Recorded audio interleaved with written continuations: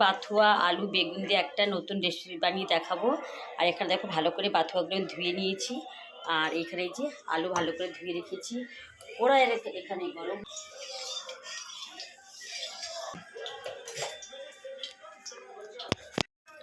5 ফোড়ন,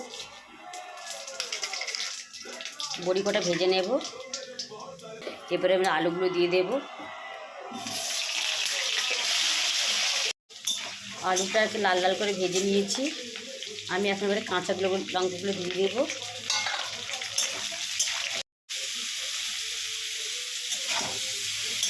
ভালো করে কষে নিয়েছি। নরম তাড়াতাড়ি হয়ে যায়। আলুটা ভালো করে কষে নিয়েছি আমি।